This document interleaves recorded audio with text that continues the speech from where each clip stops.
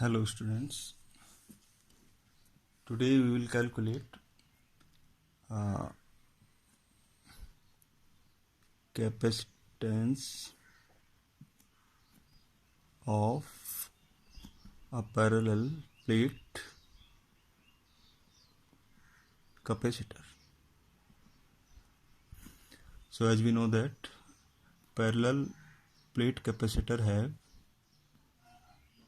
two metallic plates which are parallel to each other, and one plate is given positive charge and another plate is given negative charge, and between these two plates there is any dielectric medium or vacuum. So this is the basic geometry of a parallel plate capacitor, and we have to find the capacity of this capacitor. So to calculate this, as we know that total charge on this capacitor is equal to C into V, where Q is total charge, C is capacitance of this capacitor, and V is voltage difference between these two plates. So from here the capacitance C will be equal to Q upon V. So if we have to calculate capacitance of this capacitor, we have to calculate voltage difference between these two plates. And we also know that the electric field E is equal to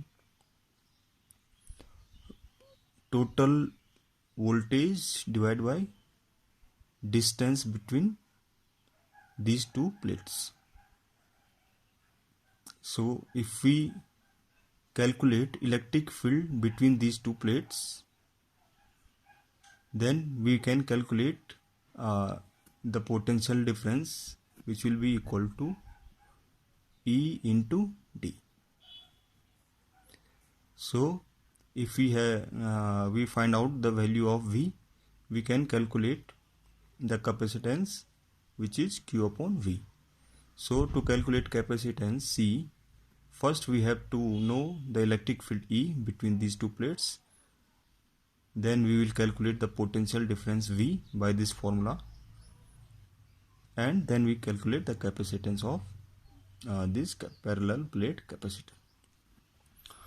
So to calculate the electric field between these two plates, as we have earlier learned that if we have a sheets of charge density sigma, then the electric field due to this plane sheet is equal to sigma upon 2 epsilon naught. 2 epsilon naught if there is a vacuum, and this will be equal to sigma upon 2 epsilon if there is any medium. So electric field due to any charged plate is equal to sigma upon 2 epsilon naught. And the direction, suppose this is the point where we have to calculate electric field. So at this point electric field will have value this, and the direction will be in this direction, as the charge is positive, and if point is on left hand side of this plate, then the electric field will be in this direction. Similarly, if we have any charge plate or charge sheet which has negative charge, then the field due to this plate will also be sigma upon 2 epsilon, but the direction will be in, if any point P is in right hand side of this plate, then that direction of electric field will be in this direction, and if any vector, any point P is on left side of this plate, then direction will be in this direction. So as we know that electric field is a vector, so it has magnitude and a direction.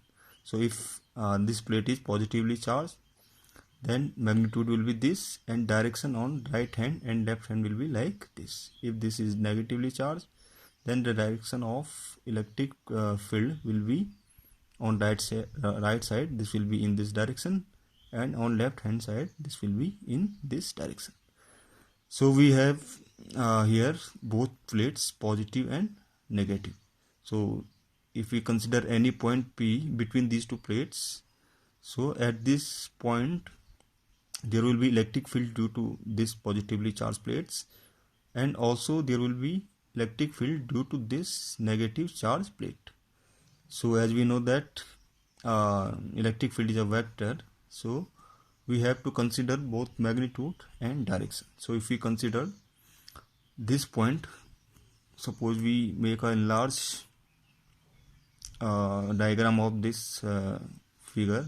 So this is positive and this is negative. Suppose we consider a point P which is between these 2 points. So this point P is on right hand side of this positive plate, so direction of electric field will be in this direction. And also this point P is on left hand side of this negatively charged plate, so electric field will be in this direction due to this negative charge field. So as there are two vectors, both have directed in same direction, so total electric field will be sum of these two vectors. So the total electric field E will be sigma upon 2 epsilon plus sigma upon 2 epsilon, and this will be equal to sigma upon epsilon. So electric field at any point between these two plates will be sigma upon epsilon. So if we consider the distance between these two plates is small d, so we can calculate the potential V will be equal to E, which we have calculated sigma upon epsilon into d. Now we have calculated value of potential difference between these two plates, so we can easily calculate the capacitance which is having value C. So value of capacitance will be Q upon V. So if we put the value of V here, so this will be equal to Q upon sigma D upon epsilon, or we can write this C equal to Q epsilon divided by sigma into D.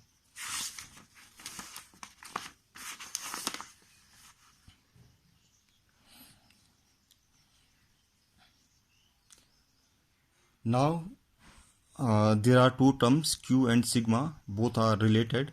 Sigma is the charge density of charge and Q is the total charge. So as we know that sigma is charge density, and here the plate is a area, so the charge density will be surface charge density, and this will be equal to total charge divided by total area.